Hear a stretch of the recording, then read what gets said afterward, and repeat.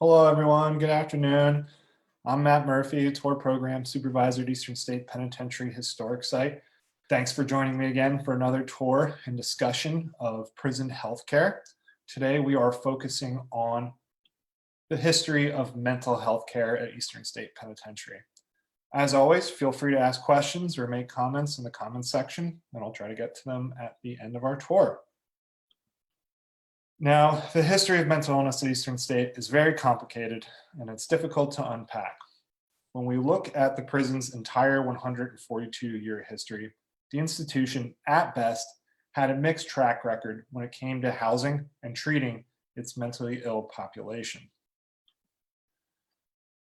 In the 19th century, the most common criticism of Eastern State was that its famous system of solitary confinement, the Pennsylvania system, caused or made mental illness worse at a higher rate than other prisons.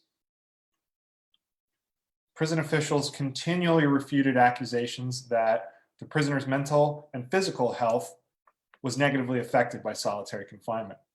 The prison made public statements, published written reports showing their rates of mental illness as similar or better than other prisons like Sing Sing or Auburn in New York, who they were in competition with. Now, it's really hard for a historian of Eastern State to make an accurate judgment about this claim for a variety of reasons. In the mid-19th century, the medical profession had a much weaker understanding of mental illness than we do today. Diagnosis criteria for mental illness were not uniform or well developed. A lack of clinical understanding and the subtle differences between different conditions clouds our ability to assess prison records. Prison officials at Eastern State used a slew of vague and unscientific terms to describe different symptoms, conditions, and states of health. Now, many of these are terms that are no longer considered acceptable ways to describe folks experiencing a mental health problem or that have a disability. So I'm using language from the 19th century here. Terms like lunatic, maniac, idiot, half-idiot, or weak-minded appear frequently in the records, and they could describe a wide variety of illnesses and disabilities, everything from schizophrenia to simply someone who's on the autism spectrum, someone with a low IQ or traumatic brain injury. This makes it very difficult for us to quantify rates of mental illness and disability. And much of the reporting done by the prison on this issue was done in the face of public scrutiny and criticism, so it's hard to trust their objectivity. Prison officials were careful to note that prisoners exhibiting signs of mental illness at arrival, that they were sent to the building already in that state. But sometimes prison officials would relax the rules of solitary confinement for these prisoners. February 28th, 1855, Warden Nimrod Strickland, who has the best name of any person in Eastern State's history, consented to allowing prisoners 2016 and 2605 to spend time together in the hopes that socializing would improve their mental states. Strickland wrote, quote, "Both sent here is insane. The association is to be but for an hour or so in a day, and keepers to be with them to prevent violence. The fact that such an effort has to be made in the penitentiary and not in the state lunatic asylum is certainly not very creditable to the latter institution or to the state," end quote. And there's some truth to that. For most of the 19th century, there was a lack of asylums and few alternative institutions for folks with mental illnesses and disabilities that made contact with the criminal justice system. Here we see the Pennsylvania Hospital for the Insane, which opened in 1841, and it was one of the first of its kind in the country and served as a model for other institutions like it. March 21st, 1857, Warden John Holloway reported in his journal that inmate 3320, Charles Warner, was discharged from the prison because a sentence had expired. Quote, "I have always considered him partially idiotic. His mother came and took charge of him. A house of correction would be the proper place for him, as he certainly cannot take care of himself." And at that time, there were some alternative institutions like a house of refuge that focused more on blending treatment and job training and was less incarcerative than, say, a penitentiary like Eastern State. Often prison officials, though, believed that prisoners were just faking it. October 24th, 1887, Prisoner A3688, who was incarcerated at Eastern State for just 5 weeks, quote, does not show any signs of giving up his notions of being crazy, writes the warden Michael Cassidy. Quote, he is simply foolish looking, standing or sitting, does not eat much, but enough to keep him along. Doctor says he has given up his lunacy dodge. The prisoner has never changed his conduct since he commenced to play the lunatic. So prisoners were often accused of malingering, which was their fancy word for faking it, to get a pardon, to get out of work, or to secure some kind of preferential treatment. Prisoners could also be described as devilish, or that they had the devil in them. July 12th, 1889, prisoner A3559, Mary Van Leer, was removed by the sheriff, Franklin County, to the insane hospital in Harrisburg after being pronounced insane by a doctor. Warden Cassidy disagreed with the diagnosis. Quote, this woman has been here 2 years and 6 months. She is not insane, but devilish.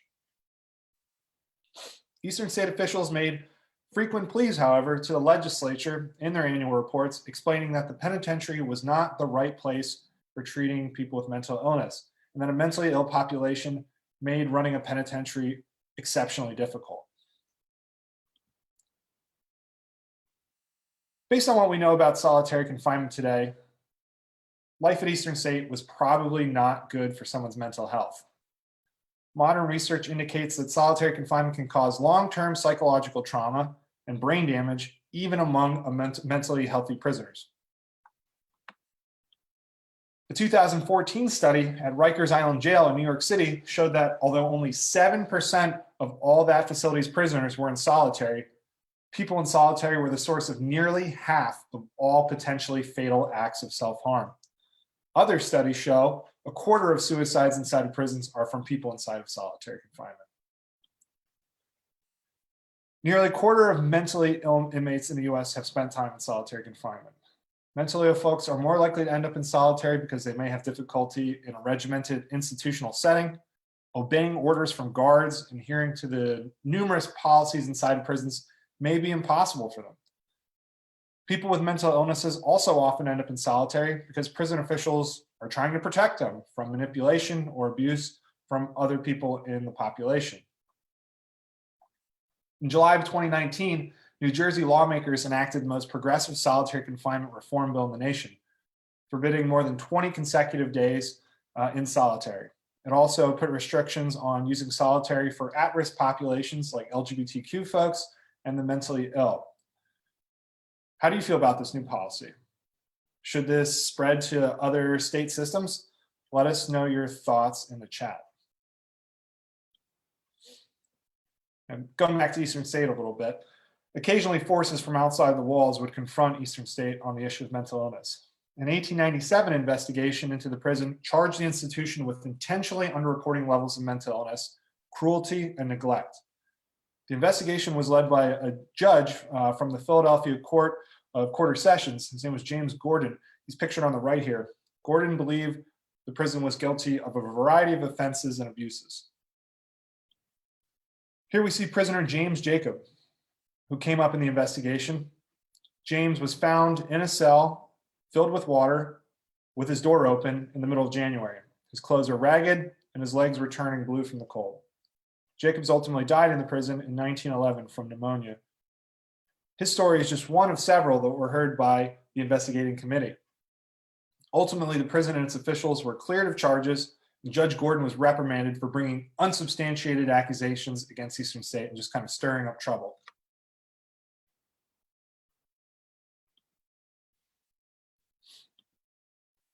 Moving into the 20th century, prison officials began to add formal facilities to the hospital in Cell Block 3 and hire professional staff to address the issue of mental illness. In 1926, 6 old tuberculosis cells were remodeled to serve as psychiatric observation cells. You can see one here. Note the heavy metal door and observation window for prison staff. We see the interior of a psychiatric observation cell in this picture. Note that the cell seems to be stripped down and the toilet is encased in cement, likely to prevent it from being destroyed by a prisoner. Old attitudes about mental illness persisted into the 20th century, though. In 1938, Warden Herbert Smith claimed that any attempt at rehabilitation, quote, is a joke, and that 1/3 of all the prisoners in the population were insane, defective, or degenerate. Moving on into the mid-20th century, the 1940s, 50s, and 60s, there was an increased focus on a treatment-centered approach to incarceration.